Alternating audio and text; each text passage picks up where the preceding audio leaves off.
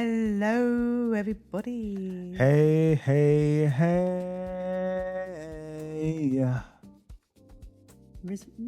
Bit of rhythm. Yeah, man, feeling a bit rhythm, you know. I'm feeling a bit extra today, you know. Got tea in my system. Beautiful wife next to me. No kids at home. Perfect. What else could you ask for? So, You know how Bless always starts off like this. She starts very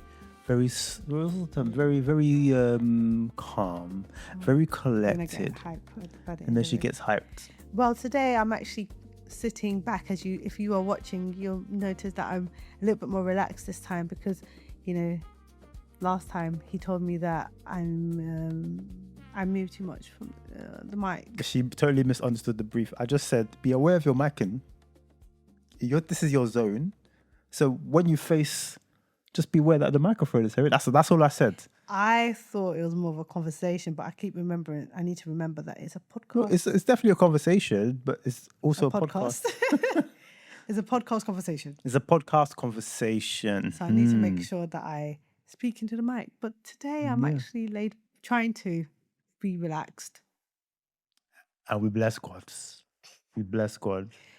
This woman has been on me this morning. For what? Oh. Well, it all started off, basically, I'm having a shower kind of thing. And the soap has run out. Okay, it's not run out. The soap has clearly run out. By the way, this is a thing. This is a little bit of a pet peeve. Okay, so there's a little bit of the soap. Nobody can use that soap. Left, right? I don't mind. I would use that soap until it disintegrates. Nobody can use that soap. I don't even know how she uses the soap. But when Mike gets into the shower, so I would use it. And we have like a soap that we use for whatever, isn't it? He will get into the shower and be like, can you get me a new soap? This one's finished. It hasn't disintegrated, therefore it's not finished. It's fully finished. Nobody can use it. So, even the boys with their tiny hands can't use it. So my take is always like, it's not finished because it hasn't disintegrated. This soap that still looks like new. Still looks like new. And then he would say, so whenever he gets in the shower, he always does the same thing. Like when it's at that stage. When it's disintegrated. No, it hasn't disintegrated. It's basically paper thin at this point. Okay, yeah. So he'll be like, oh, can you get me a new bar of soap? Yeah. And then he's like, you can throw this in the bin. Excuse me? The same soap that still looks like new? It's not useful to anybody. You want me to throw it in the bin? It's not useful. So I'm like, no, put it at the side. When I get in the shower tomorrow, I'm going to use it. That's when I thought, it's going to be an interesting day. Because she never usually has a thing to say about. Actually, the reason why this is actually the first time this has actually happened, because typically I would just take matters into my own hands and dash the disintegrated soap and get a new one. No, because you give. Okay, so what happens all the time is you say, "Can you take it and give me a new one?" So I'll get him a new one, and then I'll swallow what I'm thinking and I'll put it in the bin. But today, exactly. So that's why he was like, "Oh, today's gonna be interesting," because today I was like, Wait, I got to use it. No, we're not. I'm making an executive. We're not using this soap. Please get another soap for us. We can have soap. Please bring soap. The boys, on the other hand, they definitely couldn't use it, even with their tiny hands. No, but I gave them the new. You made me get the new. Of course, bar. because that's what they're going to be asking for it too. If I'm not asking, they're asking. You're like, their soap is finished. The soap is finished. Oh, I didn't say any soap. Yeah, man. But yeah, that was our morning basically, and I just thought, okay, I'm gonna see how this day is gonna go, because this is the first time I'm hearing her have an opinion. No more swallowing today. Pause. have an opinion. Oh my gosh. Have an opinion about the soap. But hey, it is what it is. This is what happens when you grow as a family. You learn to accept each other's quirks and each other's preferences. I have a preference not to bath with paper thin soap. Yeah, there's a few, like if we have toothpaste, if we have anything, I'm trying to use it. Toothpaste, I agree with. Toothpaste, you could use it till it's finished. The boys the other day tried to like, Daddy, there's no more toothpaste anymore, and there was clearly still more toothpaste in it. They're not from our background as millennials, where you have to kind of squeeze. Not just millennials, because there were some millennials that were brought up rich, and there were millennials that were brought up in poverty, and we were. Well, you start to fair enough. You have to squeeze. squeeze. So the Ivan's looking at me like, how did you do that? I'm like, because you got to squeeze. This toothpaste that still looks like new. Come on, bring your brush here, jar. And I squeeze the tin, a nice strip of toothpaste. He goes, oh, it's not finished. Of course it's not finished. The toothpaste is finished when it's finished. When you can't squeeze anything out anymore after you rolled it up. Can I get a new box? No. They're like, why do you buy all the extra boxes if you can't? No, we use it for storage. For storage. So we have more to use. But doesn't mean that just because you have extra boxes, you shouldn't finish the toothpaste. Toothpaste is designed to be finished. It is. It is. Yeah. To the point that, look, they're lucky I'm not cutting it, Bruv, the cutting. They're lucky I'm not cutting it. But, hey. Get the scissors, get your brush, scoop it out. Y'all know what I'm talking about. Scoop it out. The people that are listening say, I don't know, you weren't brought up poor. Or they're lying. You weren't brought up poor if you don't. If you don't know, you weren't brought up poor. Because you have to manage. You brought up poor, sometimes you're brushing your teeth with salt. That was a very peak situation. That's when things were when our parents couldn't afford our toothpaste. Children, thank God but yeah, that's why they're asking for new toothpaste, isn't it? Back in the day, when toothpaste was finished, it was finished. And you just had to get salt. There was always salt in the house. It's disgusting. But it's basically like baking soda, just without the pasty bit. Yeah. Yeah. It took a turn. The salt took a turn. The salt took a good turn. But yeah, man. Yesterday, the kids were still talking about the bird. The freaking bird. You know the bird we spoke about last week? It's been a whole week. Can you imagine? It's like, the bird. Yeah, they're still talking about the bird. Pouring out for the bird. I've poured enough for the bird, man. I'm keeping my visible. He's tired. I'm tired. It's not my fault that the bird went under the tire. It's not our fault. Yeah. It's what it is. Yeah. So the boys are still talking about the bird. Nothing much to share. No, nothing really much. It's a bit of a chilled one. Yeah, it's just been quiet. It's actually been quiet. Yeah. But maybe we just that being said though, when we were doing Bible study, because I was thinking about the Bible study when we were doing Bible study, and we were doing Bible study with the kids, and then we got to Genesis 31, I believe, and Laban, I can't stand him. Yo, this guy called Laban, by the way, I think at this Laban is up there with one of my worst people. Laban's interesting though. He's just a Nigerian guy, likes money. Laban, no, but he's also just a dodgy guy. But think about it, the whole family of Abraham were dodgy anyway. Yeah. When he went to find Rachel for Isaac, was it Rachel for Isaac? Rachel, Abigail, Israel? No. So basically went to Laban. So Jacob. You're talking about when the servant went to get. Yeah.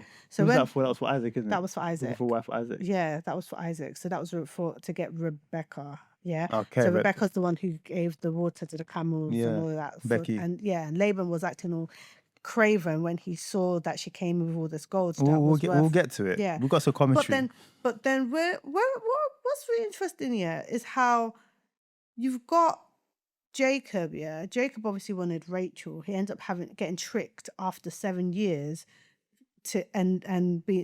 having to kind of take Leah, who he didn't want. And the way that the way that the Bible presents Leah is that she just wasn't to his taste. They described it as she had weak eyes. I'm like, why are you writing that she got weak eyes? Why do we have to know she got weak eyes? Why do we have to know? If it's not his cup of tea, it's not a cup of tea, man. You know what I'm saying? I feel like that detail, I was like, Bible, man, it's not fair on Leah, man. And I feel so. You think girls with weak eyes get love too, man? Yeah, I feel so sorry for Leah because Leah. Then she obviously has all these sons, and then they have then they. She the true winner in it all. Yeah, she has all the sons, but she had Joseph. Obviously, Rachel had Joseph, but then when Jacob is trying to leave, right? Laban, keep in mind that Jacob's done all these things for Laban, and then Laban decides, I don't want him to leave, so I'm just going to trick him. And if it was up to Laban, he'll literally leave with nothing, and he'll just have all of this flock that Jacob had read and stuff like that. And the boys are just like, why is everybody tricking each other? It's a family of tricksters, and they went to even intermarry. It's so sad. So even more trickery was taking place. Abraham lied that his banging wife Sarah was his sister, which was his sister, but he kind of distorted the truth ever so slightly. Yeah. And it just got worse over time. I think what's more messy about it is that because of the times that they were in, is like, you know, sometimes when you're marrying a family, right? You're marrying into a different family. So then when you are having children, you end up creating different types of traits. You introduce different traits into the pool. Remember we were having this conversation once about if we were able to pick certain things that we like from, if we were like oh no. Build a baby. Yeah, build a baby. Like, oh no, I don't want we had that the build a baby conversation. Yeah, we did. yeah. So we're like, oh, if we had a trait, what trait would we pick? Oh no, I don't want that one. No, let's take this one. Let's take this. But I feel like in those days, because they were marrying their cousins, literally first cousins, because Rachel and Leah were Jacob's first cousins. Yeah. Do you know what I mean?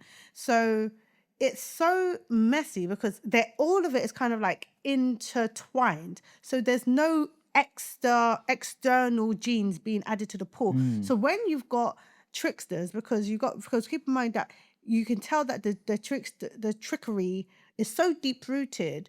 Obviously, you got Abraham. He lied, and then you got and then I believe Isaac did the same thing. He lied to the Pharaoh. I believe to the Pharaoh at the time. His wife is also his sister. His wife was his sister, and then you've got Jacob tricking everybody. But keep in mind that Jacob only tricked his dad from the guidance of Rebecca, his mother, because Rebecca's the one who said, do this. Yeah. Jacob wasn't trying to do this. He was minding his own business. Mind you, Jacob effectively tricked, well, his name means trickster, but he also, did he trick Esau, or is Esau just being craven? No, but keep in mind, no. Esau was craven, isn't it? No, because Esau was craven, but the trickery came from the guidance of his mother. His mother said, she triggered the trickery within him, basically. She was the bad counsel. Because he ends up tricking his uncle too. That was not. I'm not trying to be funny or anything, but in that time, what are you talking about with Laban? Yeah. Because let's be perfectly frank. Laban was moving mad. And he deserved it. Yeah, but with the Esau. Blessed reading the Bible like yes, trick him. Yeah, you know why? Because Laban was actually moving mad. Laban was trying it so much. So Jacob was very much in his right. And keep in mind, trick him. Hold on a second. So you approve the tricking? Wait. Jacob didn't actually trick him per se. God made it that all the streaked and the striped and the spotted animals were mating, and the ones that weren't were not mating. So that wasn't actually Jacob's trickery. That was. But didn't he use the olive branch trick? Oh yeah, that was in the beginning. Yeah, he tricked them. But wait. But if it was up to Laban, keep in mind, Laban had already tricked him. At that point, he was there for 14 years acting like a slave. End up being there for 20 years. If it was up to Laban, who'd still be working for him to this day. To this day. It's true.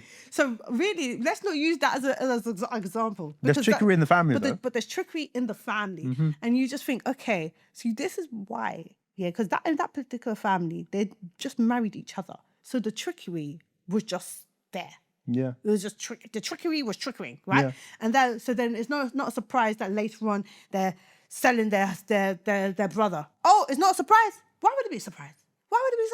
It's so deep. Because all of this stuff, it's just the generational patterns are actually crazy because they have not introduced any external genes. That's true. Not to forget, Joseph also tricked his own brothers too. It's just going. I wonder, as we read the Bible and we trace the lineage of Jacob, well, Abraham really, trace the lineage of Abraham, which we all are, I guess. Yeah. It's true. The trickery is just there, man. It's just there. Every one of us has some element of trickery in there. Yeah, it is what it is, isn't it? But yeah, so it's kind of just like, it's just exhausting. And you're not introducing any external genes. You're not introducing any external genes. Therefore, the trickery is deep. Yeah. When you get married and you introduce, there's an external family. You have to be very selective with the families that you marry, and then you're just like, okay, so how would I feel if my child ended up like this person? Not too bad. To be honest, when you think about it, though, what we're about to read today in Genesis 9, we're going to read. I believe we're going to read where Noah's family finally gets to kind of disperse across the world. So we can either be lineages of Noah or lineages of Abraham, right? Mm-hmm. So, and I was having this conversation with Blessing the other day. I was like, technically speaking, all of us are cousins somewhat. Like deep. If we all did an ancestry, there will be at least 0.001%. I don't think it'll be that close. It'll be like 0.0000000. I mean, when I did my 23andMe like a few years ago, I still get alerts. Oh, you got a cousin.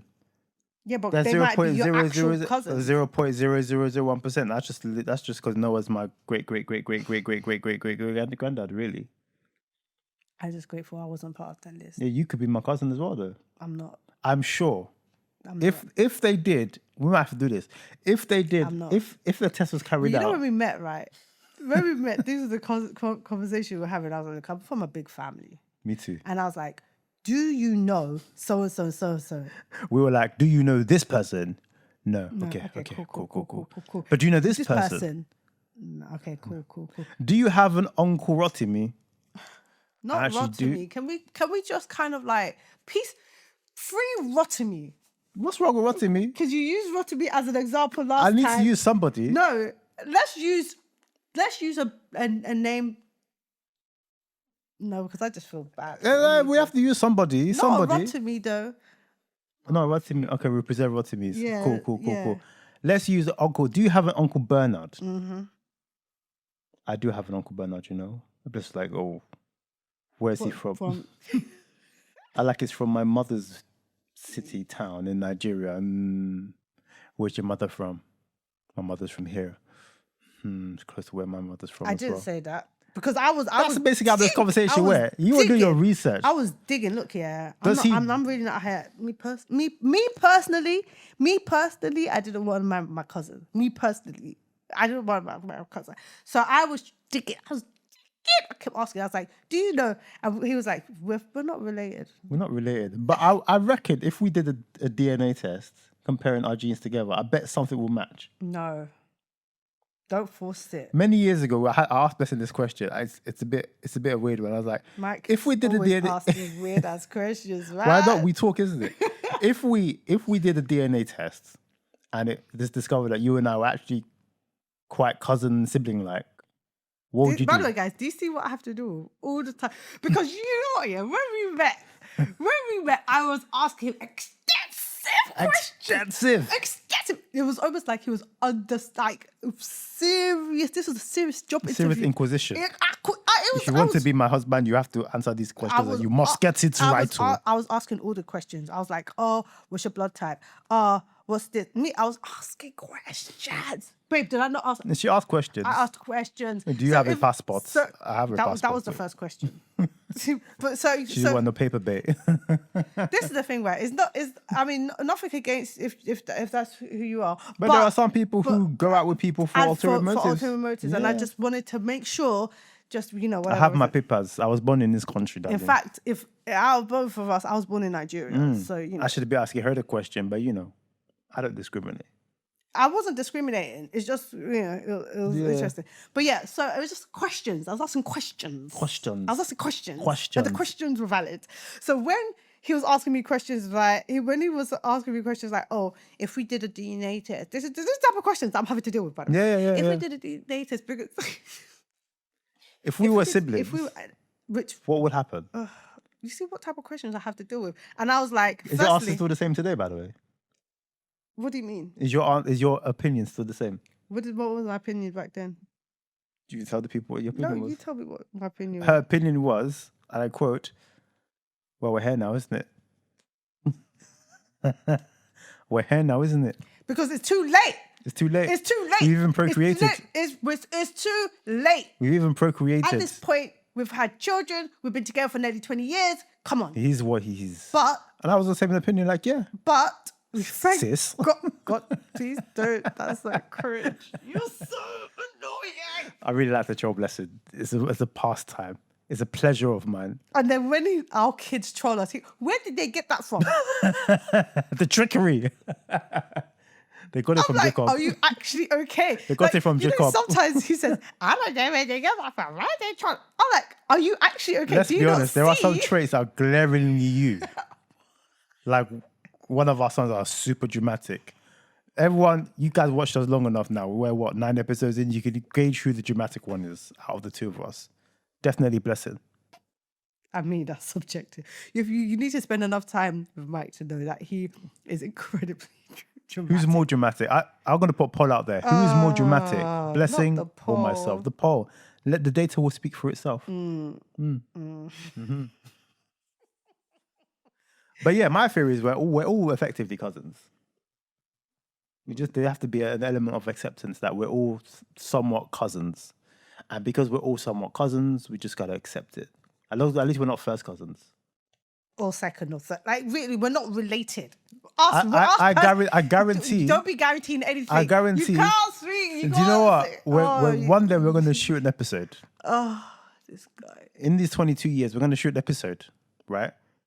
We're going to do a DNA test. We're going to look at the results. And we're going to see if Blessing and I are actually related. Why are you so pressed? I'm just fascinated because we're all cousins. Somewhat cousins. Not. When we're going to read it soon. When Noah dispersed through the world, where did everyone come from? Mind you, these guys used to live for 600-700 years. They had time to populate the earth, bro. They had time.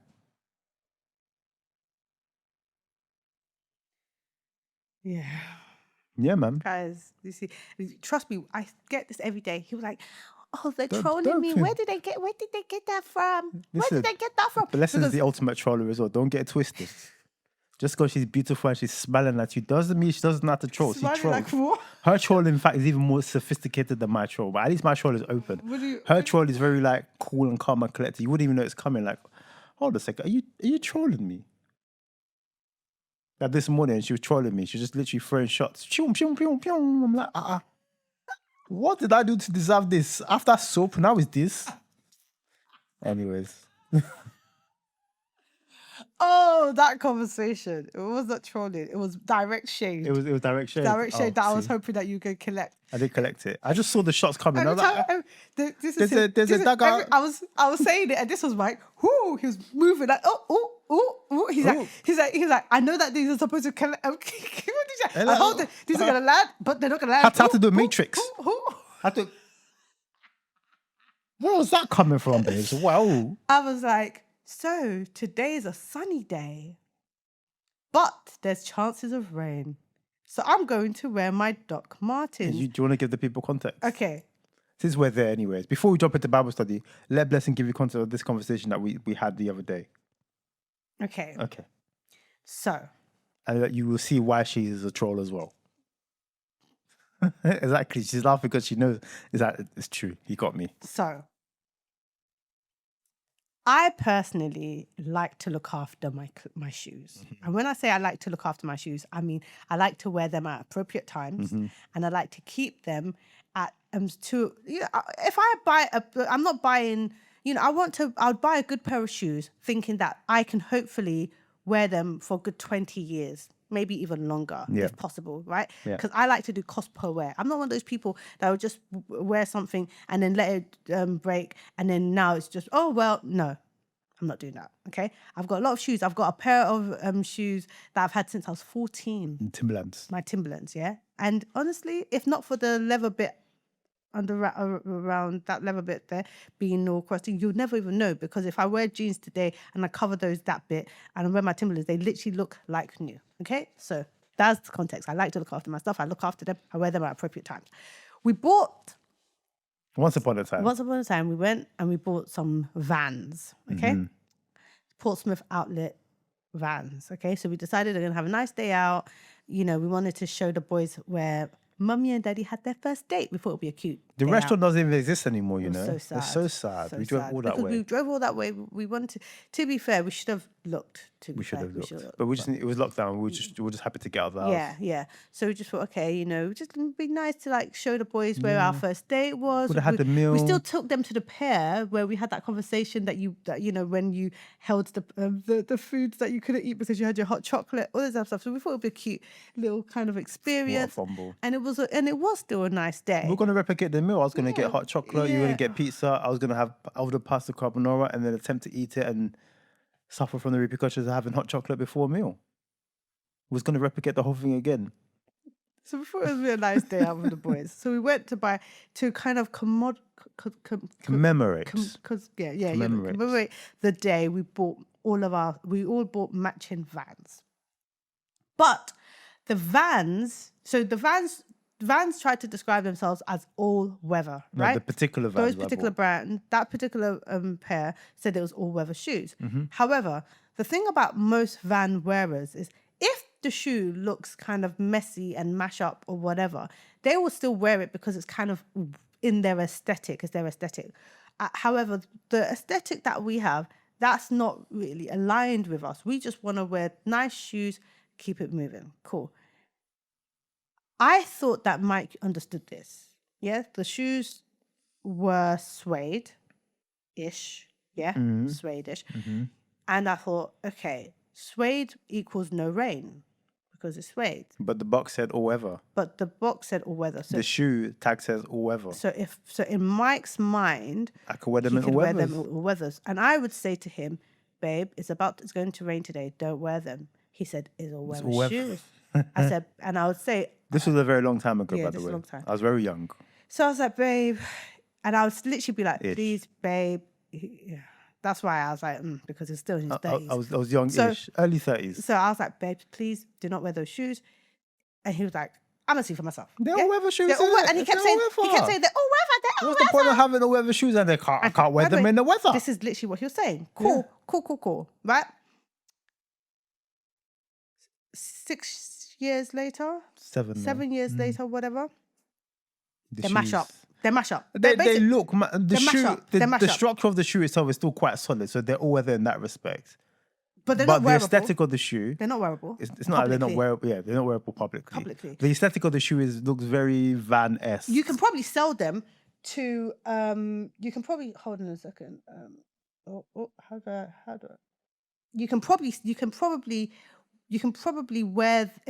sell them to a typical Van wearer because Van wearers tend to like mash up shoes. Anyway, not all Van wearers. Because we like Vans. Obviously, I love Vans. I love Converses. But there are some people that love Vans that actually like them to look mash up. Do you know what I mean? Yes. So that particular segment of the Van wearers, because I love Vans, whatever, would probably see those shoes and be like, oh, those look amazing. They don't, in my personal opinion. They look worn and faded. They look like they were worn in all weather. All weather. However, my shoes, I'm not trying to be funny, but they look like they're brand new. Yes, because she's barely wore them. It's not... Sorry, she wore them in appropriate weather. This was the conversation we were having. Because I was like, when you keep saying you look after your shoe, do I not look after my shoe? And I she's said, like, no. Look at them Vans, though. No. This is the troll in her. Look at them Vans, though. No. If we were to put his shoes and my shoes It'd side be by night and side, day. it's It'd be night and literally day. night It and day. My shoes have been worn, but at appropriate times. Yes. And this is the thing. I have a pair of Docs that I wear almost every single day. But I also have a pair of Docs that are lined. And I was saying to Mike, because of the lining of those shoes, I can't actually freely wear them that much because at some point the lining is going to look a bit manky if I wear them too much. That is, or at some point I'm going to have to figure out how I can get the lining clean and all that stuff. But still, it's just about appropriate times to wear it. So this morning, that's basically the backstory. That's the backstory. So my Vans are unwearable in public. So now, by the way, when I say to him, babes, please, like the other day, he was going to wear white She keeps saying Vans. This wasn't going to happen, bro. No, babe, because you actually were literally putting on the white Vans. I didn't know it was going to rain that day. Let's like it's going to rain today. I was like... I didn't check the weather. I was like, babe, it's going to rain today. You can't wear the white. And what happened? I was like, and then he's like, safe. So that's why I was saying, now, by the grace of Almighty God, he heeds my guidance. If I'm like, babes, you can't wear the white Vans because it's white and it's going to rain. Vans lied to me. That's what it is. I wanted a pair of Vans that were literally all weather, that would look pristine. Converses, all he's got the Converses. Yeah, my white Converses. Yeah, those are very white Converses, isn't it? Wonderful shoes. But yeah, I wanted a pair of Vans that were truly all weather. And, if you want to wear all-weather shoes, it's most likely going to be a leather or just your trainers or whatever. Yeah. But I poured out from my Vans. So I had to say to him, look, if you want, I was like, you've got boots. By the way, he had boots, He has boots. The guy has shoes. I've got shoes. I must admit, I have shoes. A lot of shoes. I have shoes. So what? But there's usually a staple that you really gravitate to most of the time. There's like a gif where you're just like, yeah, that's how I genuinely felt, because I was like, this guy has shoes galore, right? He could literally pick. He's got like these beautiful paisley boots that would have worked way better than the Vans during that weather. But no, he must. I was like, oh. I think they're roughly the same material as the Vans. No, the paisley boots are literally leather, babe. Like a soft, matty leather, though. They're still leather. I wouldn't wear them in the rain, though. I love them too much. I purposely don't know where those ones. I really like those boots, and they're very difficult to put on at the same time. But anyways, this is the thing. Like for me, I'm just like, Lord. So it's by the grace of Almighty God now that I say to him, babe, it's going to rain today. Because she'll check the weather in the morning when she's choosing her fit. But I'm choosing my appropriate footwear. Yes. So this morning it was shady because I was like, okay, so troll. I was being a little bit shady. You were trolling? I was like, oh, you were trolling. It's going to be a hot day today, but there's chance of rain. So I'm going to dress summerish at the top, but still wear appropriate shoes in case it rains. And I got the message, but I was like, pyong. And Mike was like, doing like all the Matrix he was doing the Matrix moves like, I know you're supposed to land, but it's not gonna land. It's not landing here. It's not gonna land. Keep your opinions to yourself. He was moving. I was like, and Mateus came into the room and he was like, Daddy, what are you doing? And he was like, Mommy and Daddy are playing. Don't worry. Oh, can I play? No. Close the door, please. We're trying to encroach on our fun. Share everything with you. It's really so funny. Yeah, man. We share everything with the kids, man. Let us have a bit of mummy daddy fun. Mummy daddy time, isn't it? Small. But yeah, he's like, he wanted to keep the shades to himself. He didn't want to share it with his son. Exactly. But I have taught my boys about the time when it's appropriate. They do exactly the same thing I do as well. You have to tell them. I have to tell them. Yeah. But they're kids. It's different. Exactly.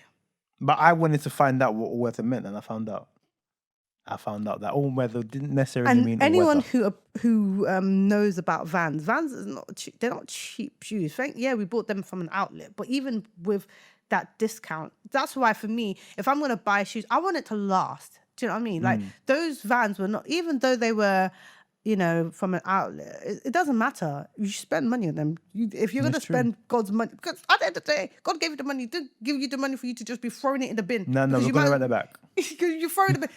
You like, God said, here's the money. You're like, oh, thank you, God, for giving me this provision. I'm going to throw it in the bin. No, if I'm going to buy some shoes, I'm going to buy it. Best believe, 20 years, I can be like, look, God, you gave me this, and I stewarded it. I looked after it. I'm still wearing it. Yes. Side eye to husband. I'm still wearing it. My husband who had this same shoe.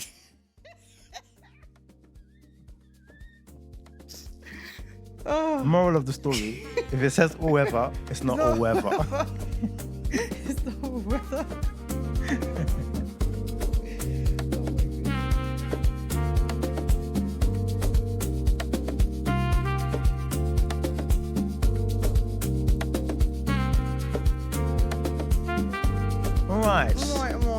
Right. We're getting into Genesis chapter 9 this week. As per usual, we read, Blessing brings up commentary, fights Hebrew. We discuss, see what the Lord is saying about it, we share, and we're also reading from the ICB, the International Children's Bible. But whatever translation you are following from, by all means, do what you do. Yeah? Okay, let's do this. Yeah? Cool. I love Mike's reading voice. Thank you very much. Just need to make it extra deep so it can tickle your ears later on when you're listening to the feedback. To the podcast again. Yes. Don't mind me. I saw you are feeling extra today, isn't it? All right. Genesis chapter 9, and it's dubbed The New Beginning. Then God blessed Noah and his sons. He said to them, have many children, grow in number and fill the earth. Every animal on earth, every bird in the sky will respect and fear you. So every animal that crawls on the ground and every fish in the sea respect and fear you. I have given them to you. Everything that moves, everything that is alive is yours for food. Earlier, I gave you the green plants. Now I give you everything for food. So they were vegan before, or vegetarians before at the very least. Imagine. That makes a whole lot of sense. So all this time, these people weren't even eating steak, you know. They were just eating vegetables. Interesting. Anyways. Okay. First time before. But you must not eat meat that still has blood in it. The blood gives life. That's what people with the steaks. And they'll argue that it's not even blood. It's like serum or whatever they call it but it's blood. It's blood to me, mate. I will demand your blood for your lives. That is, I will demand the life of any animal that squishes a person. And I will demand the life of anyone who takes another person's life. Whoever squishes a human being will be squished by a human being. This is because God made human beings in his own image. Noah, I want you and your family to have many children, grow in number on the earth and become many.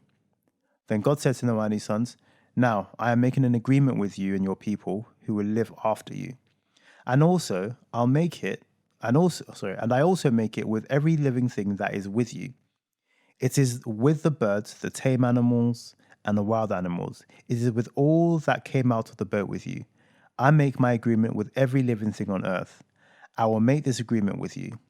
I will never again destroy all living things by floodwaters. A flood will never destroy the earth again. There's a caveat there. By floodwaters. Floodwaters. That's what I got anyways. All right. And God said, I make an agreement between me and you and every living creature that is with you. It will be from now on. This is the sign. I am putting my rainbow in the clouds. It is the sign of the agreement between me and the earth. When I bring clouds over the earth, a rainbow appears in the clouds.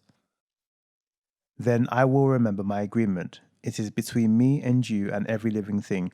Floodwaters will never again destroy all life on the earth. When the rainbow appears in the clouds, I will see it. Then I will remember the agreement that continues forever. It is between me and every living thing on the earth. Just had a thought. Interesting. So, God said to Noah, that rainbow is a sign. It is the sign of the agreement that I made with all living things on earth. Verse 18, Noah and his sons. The sons of Noah came out of the boat with him. They were Shem, Ham, and Japheth. Ham was the father of Canaan.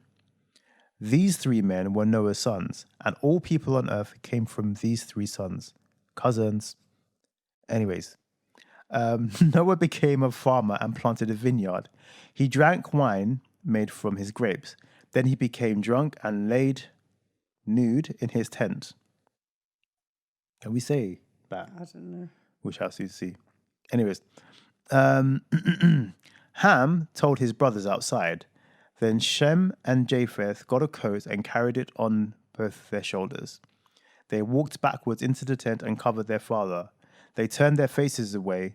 In this way, they would not see their father without clothes. Noah was sleeping because of the wine. Later, he woke up. Then he learned what his youngest son Ham had done to him. So Noah said, may there be a curse on Canaan. May he be the lowest slave to his brothers. Noah also said, may the Lord God of Shem be praised. May Canaan be Shem's slave. May God give more land to Japheth. May Japheth live in Shem's tents, and may Canaan be their slave. What's happening here? Anyways, after the flood, Noah lived 350 years. He lived a total of 950 years. Then he went to sleep. Yeah. Permanently. Here's the thing, right? You know, the fact that this is why sometimes in my mind I'm like, no, it must be Nigerian, you know, or African. Because, you know, sometimes Africans are so over the top about certain things. Why are you going to curse your child? You know what I mean? I have an answer for that. Okay. So, it's not the first time I've read this. So, when I read this the first time, I was like, that's dramatic. What did he do? But basically, the text in its original language alludes to some form of SA. Yeah. So he SA'd his dad, and his dad found out and was like, you crazy, curse. Yeah. Yep. Okay. So that's so I hope that none of us are from the land the lineage of which one of the lineage of who's the father of Canaan? Of Ham. Yeah. That's not it. But I could take Japheth, I could take Shem any day. Okay, so let's read the Hebrew. So, guys, like I always say, you need to bear with me because I'm not Hebrew. I haven't done any Hebrew type of lessons or anything like that. So Genesis 9 capturing Can you read into the microphone, please? Sorry, guys. Sorry. Genesis 9 capturing the establishment of the New World Order, the first covenant, and the immediate tragic reoccurrence of human fertility. So, what's that word? Frailty. So what's the word? Peer review? Babe, you're jumping the gun. Let me try. Oh, sorry. I'm reading her screen. Sorry. I thought you already said the word. That's why. No. So it's spelt first. I'm going to do the spelling. So first, Peru. It looks like Peru, yeah, as in Peru, the country, yeah. I had that. Yeah. Go. Oh, yeah. And then U'(REVU). So Peru Urevu. The literal meaning is be fruitful and multiply. Genesis 9:1. I must start using that term now. Okay. If we ever go to a wedding and I'm invited to a wedding, I'm going to be like, guys, peer review. You know I do this, isn't it? Guys, may you peer review. Peer review. They'll be like, what? Be fruitful and multiply, be. Because we use forbearance in this house now because of episode 2? Episode 1? No. So Genesis 9:1 or Genesis 9:7. So typical commentary. God blesses Noah and his sons using the exact same language he used to bless Adam and Eve in Genesis 1:28. Theologically, Noah is presented as the second Adam, standing at the dawn of creation 2.0. The flood washed the canvas clean and humanity is recommissioned to fill the earth. Interesting fact, in Jewish tradition, rabbinic law, Peru Urevu is considered the very first of the 613 mitzvot commandments. It frames human procreation and the flourishing of life not merely as a biological instinct, but as a divine mandate. Commandment number 1, peer review. Okay. Be fruitful and multiply. That's a song, I might rap song. Peer review. Then it's a wedding song. It's a wedding song coming soon. Okay. The next one is spelled BASAR BAPOSTNAFSHODAMO. I spelled this for those that want to do their own research. So that's so the phonetic pronunciation is Basa Benafshodamo. Now bring it together. You're so annoying. Sorry. Basa Benafshodamo. Leave me alone. Literal meaning, flesh with its life. It's flesh with its life, which is its blood. So Genesis 9:4. A typical commentary. For the first time, God explicitly grants humanity permission to eat animal meat. It's crazy. For thousands of years, everyone's a vegetarian. Previously, the Gen 1 diet was strictly vegetarian. Imagine. However, there is a hard boundary. They must not consume the blood. Blood represents the nefesh, life force.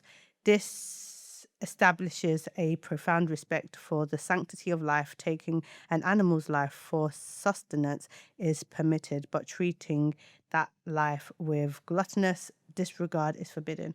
It's funny, sorry, because there are certain cultures that drink blood. Yeah. Is haggis blood?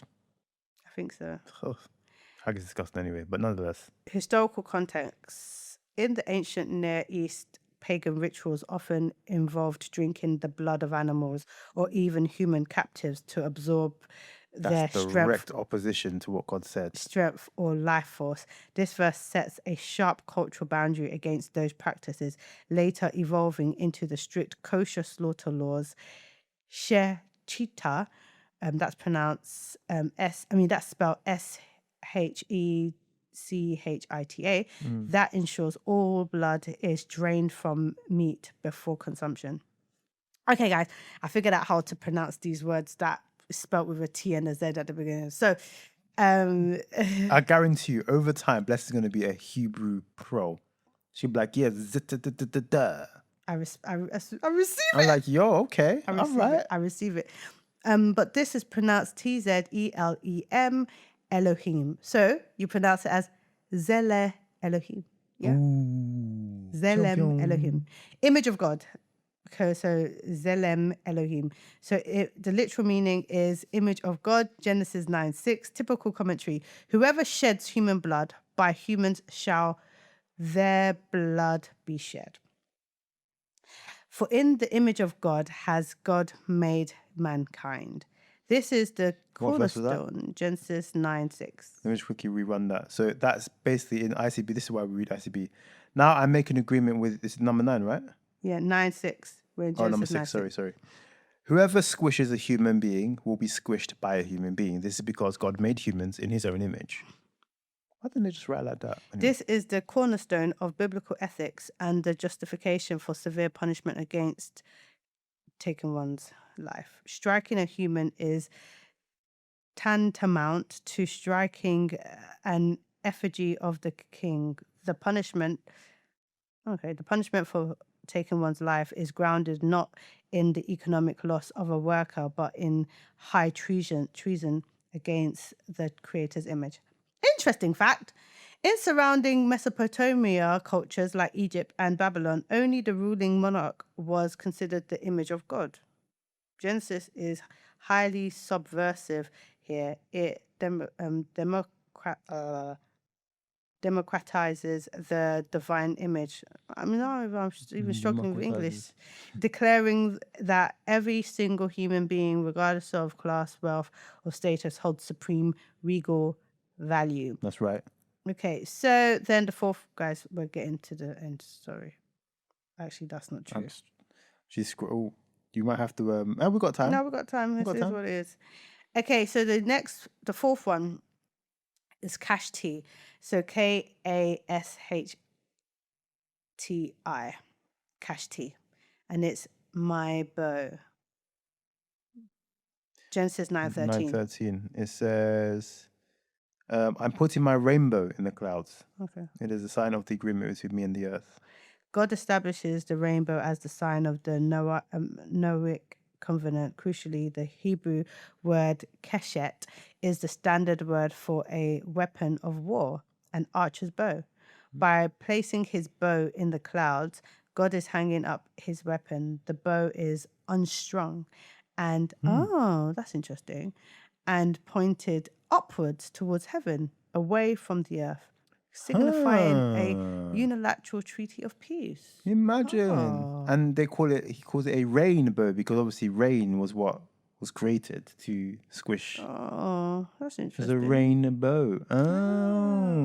They should actually be two separate words. Historical context. In ancient Babylonian creation myths, like the Enuma Elish, the warrior god Marduk defeats the chaotic sea goddess Tiamat and then hangs his weapon, the bow, in the sky as a constellation to celebrate his victory over his enemies. Genesis flips this narrative. Yahweh hangs up his bow, not to celebrate crushing his enemies, but as a promise to spare a rebellious humanity. Fascinating. And then we've got number 5. This is spelled ISH, HA''ADAMAH. I'm getting a spam call. This is so annoying. You can't. Can you edit there? Hold up. I need to see if because sometimes you get phone calls. Okay,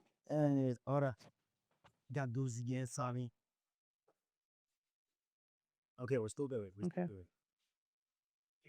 Okay. It's spelled ISH,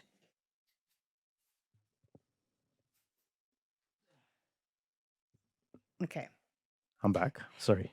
It's spelled ISHHA apostrophe ADAMAH. It's pronounced Ishha Adama. Ishha Adama. Literal meaning is man of the soil or man of the earth. Genesis 9:20. Oh, Noah became a farmer and planted a vineyard. Soil, yeah. Oh, I like that. Yeah. That's the man of the soil right there. Yeah, He knows his soil. Yeah, before the flood, Noah was defined by his spiritual character, an tzaddik, righteous man, Genesis 6:9. Now, stepping off the ark, he becomes an Ishha Adama. This phrase foreshadows his fall. It records Adam, who was taken from the Adama soil and fell due to consuming fruit. Noah, too, tends to the soil, plants a vineyard, consumes its fruit, and experiences a tragic fall. That's it. What's the fall? So Is it alluding that he kind of was a bit of a... So no. So economic, historical context. Planting a vineyard is not a nomadic activity. Vines take 3 to 5 years to produce viable grapes for wine.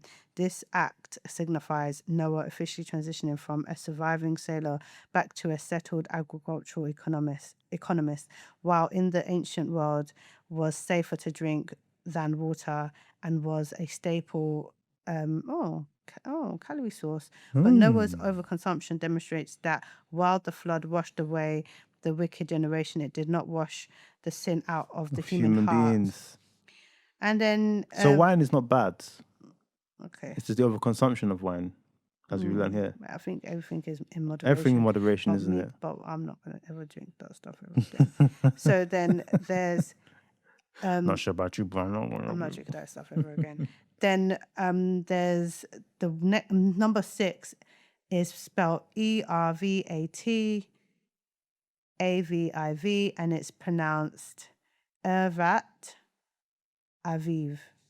Literal meaning the nakedness of his father. Genesis 9:22. And it reads, Ham, the father of Canaan, looked at his nude father. Ham told his brothers outside. Okay.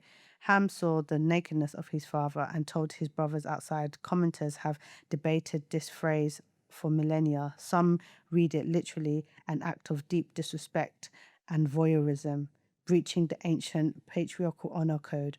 Others point to Leviticus 18, where uncovering nakedness is an idiom for severe sexual transgressions, such as I'm not sure if I'm able to say, but such as incest or maternal violation. At the very least, Ham exploits his father's vulnerable, drunken state to elevate himself or mock the patriarch, attempting to usurp authority. Interesting fact, Shem and Japheth walk backwards with a garment to cover Noah, refusing to even look. In ancient Middle Eastern honor-shame cultures, maintaining the dignity of the patriarch was paramount to the stability of the tribe. So basically, Ham didn't do what he was meant to do when he saw his dad. Yeah. The last one, guys, we got there in the end. I'm joking. It's spelled EVED AVADIM. I'm going to try to read this without the phonetics, which is Eved Avadim, because it seems like it. And then it says Eved Avadim. Yeah, I did it right. Mm-hmm. Anyways, literal meaning servant of servants, the lowest of slaves. Bruv. Genesis 9:25. Oh gosh. Basically sentences him to be in the... When Noah awakens, he curses Canaan, Ham's son, declaring he will be an Eved Avadim to his brothers. This is a Hebrew superlative. I can never pronounce that word. But anyways, similar to Holy of Holies or King of Kings, meaning the most abject, degraded servant. Oh my gosh. Well, your son, man. What he did must have been bad. Ham sought dominance over his father, so his lineage is punished with subjugation. Historical misuse. For centuries, this specific verse was weaponized by European and American slaveholders to justify the transatlantic slave trade, claiming the curse of Ham fell upon African nations. This was a severe racially motivated distortion of the text. The text specifically curses Canaan, Ham's son, whose descendants settled in the Levant, the Canaanites, whom the Israelites, descendants of Shem, would eventually conquer centuries later. It had absolutely nothing to do with Africa. Quick. Can you do a quick search? I'm interested in why the Bible outlined that Ham was the father of Canaan. What's the significance of that? Do you want me to ask that? Yes, please. I just had it. I'm just curious. Why does the Bible highlight? Yeah. That Ham was the father of Canaan. 2 A's, yeah.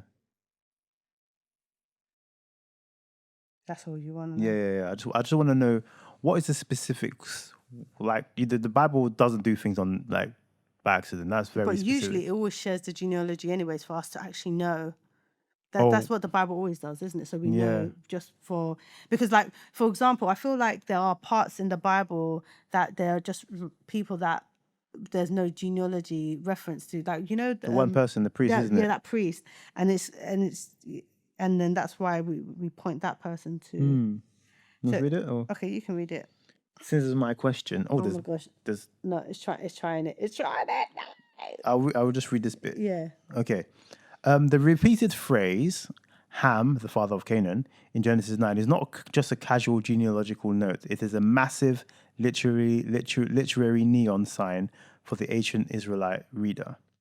To understand why the Bible highlights this, we have to look at the target audience. The Torah was compiled for the Israelites as they were preparing to cross the Jordan River and conquer the Promised Land, which was the land of Canaan.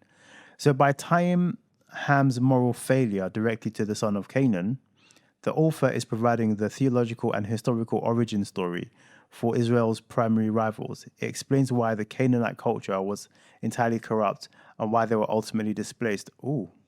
That's interesting. That's interesting. What were the words, though? Out of interest, just quick skim. It just goes through the words again, I believe.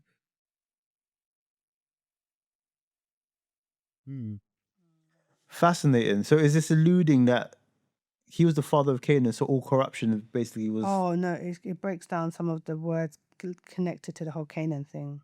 And it's interesting fact as well. Well, let's read the interesting facts. Let's see one of the interesting facts. Okay, so in Genesis, for this word, the father of Canaan, why did Noah curse Canaan instead of Ham? In verse 25, in Genesis 9:1, God explicitly blessed Noah and his sons, including Ham. In ancient Near Eastern theology, a divine blessing cannot be reversed or overridden by a human curse. When Noah wakes up angry, he legally and spiritually cannot curse Ham. Instead, he targets Ham's youngest son, Canaan, effectively punishing Ham through his lineage. That is hard. And then you got the subdued or humbled, later associated with merchant. So historical. The interesting fact. Well, that's the word Canaan, isn't it? Yeah. Historically, the descendants of Canaan, later known to the Greeks as the... Yeah, you can read it if you want. No, the microphone. Oh, sorry. Mike's like, microphone. You know, if you watch Pop the Balloon, you can just see when Arlett's like, that's Mike right now, yeah. Later known to the Greeks as the... by the way, you guys are probably thinking, oh, blessing, she's not on speaking to her mic again. But no, it's low. Yeah, sorry. See, and I've got to do all sorts of stuff in the background. Sorry. It's okay, it's all right. I can't pronounce this word. Phoenicians. Okay, did not start out as servants. They became the ancient Mediterranean's greatest merchants and traders. They held a monopoly on Tyrian purple dye. Okay, purple dye. Okay, extracted from decaying Murex sea snails. Interesting. In the ancient world, this dye was absurdly lucrative by the Roman era. £1 of Tyrian purple dye cost roughly £3 of gold. At today's gold prices, that equates to roughly 180 grand in pounds and 230 grand thousand dollars for a single pound of dye. Unicorn dye. They were a vastly wealthy superpower, which makes Noah's prophetic curse. Oh my gosh. That's why, and that they would ultimately lose their land and be subdued, a striking reversal of their economic might. He struck his grandson, man. Jeez. Yeah. Ham, what did you do, bro? Yeah. What did you do that you got your children in trouble? Yeah. And then the interesting fact for cursed is Canaan, Genesis 9:25. It says the Israelites eventually conquered Canaan hundreds of years later under Joshua, fulfilling the servant prophecy in a deeply ironic twist of history. Powerful words. The Gibeonites, a Canaanite tribe, realize they are about to be destroyed, so they trick Joshua into signing a peace treaty. Their punishment for the trickery, Joshua makes them woodcutters and water carriers for the Israelites. Joshua 9:27. They literally become the Eved Avadim, the servants of servants that Noah prophesied. All from one man, you know. Wow, that's why everyone should be very careful about the words you speak. Look at that. Yo! Fascinating. I knew there was something in that. Yeah, so it's very, very interesting. So deep, man. But yeah. Guys, thank you for bearing with me whilst I fight the Hebrew. Don't worry, you'll get better. You'll get better. Give it a year. Blessing she'll be talking in Hebrew. She'll be like, saying all these things, but in Hebrew, I'm like, wow, see God. I receive it. Amen, amen. This is practice. God is doing something. Don't worry. You keep going. God will give you the Hebrew-like tongue. Jesus' name. Is that He give you the Hebrew tongue. Okay. You will learn Hebrew. You said Hebrew-like. What? Hebrew-like? Hebrew-like? I don't know. It sounded right. Hebrew-like. The Hebrew-like tongue. Doesn't sound right, but I'll receive it because I know what you're trying to say. Yeah, man. You'll be pronouncing these things. Pim. Ping, ping, ping, ping, ping, ping, ping. You're like, oh, wow, she's so fluent. Yeah, hey. My wife, everybody. 22 years, I think. Well done, babe. Take a bow. By 22 years, I'll be like, I'll get there. Yeah, 100%. We might have to actually learn Hebrew. Does Duolingo have Hebrew? I wouldn't be surprised. Do you know what? It might be a thing still. Apply my streak to something else. I've been focusing on chess. I haven't even touched French for weeks. Same. Basically, quick digression before we go. Blessing and I have taken up chess. We're very interested in this. It's become a very part of our grown and sexy aesthetic. Mike's ruined it for me because he's taken it very seriously. I'm pretty sure. Blessing took it seriously. I'm pretty sure that Mike's been watching videos behind my back. I've been watching videos. This chick has been watching videos. I have not watched videos yet. You went on chess.com? No. I was trying to just do what we're doing on Duolingo. What I have not done yet is watch YouTube videos, and that's what I'm going to do now because that's what you're evidently doing behind my back, so that you can thrash me when we play chess. Yes, I'm not. He's ashamed. Definitely watching videos. I'm not watching videos. I'm just doing Duolingo. Do you know what I mean? I'm watching Queen's Gambit, but nonetheless. So what do you mean? I didn't know Queen's Gambit get inspired, but I just wanted to see how she picked up the game. But nonetheless, the reason why I decided to take it seriously because in the beginning, when Blessing and I were having matches, she'll be whooping me. And she'd be rubbing it in my face. I was like, no more. I've been on this mountain for too long. Mike's ruined it for me now. He's taking it too seriously. It's only ruined because I'm beating her now. So really, I achieved my purpose. But now she's going to start watching videos. I too will be watching videos. I'll be watching videos. I am watching video too. And you meet me in Duolingo. We play the game again and I'll beat you again. Bless is like, I don't want to play. I'm like, why do you want to play? I don't want to play anymore because I don't like it. Because you just like winning. Look at that. I don't like losing. I'm a winner. Nobody likes. I'm a winner in Jesus' name. But in chess, there has to be a winner. We've been drawing a lot though. True say. So we're both quite good at it. I don't like drawing. I like winning. I like winning too. See you on the board.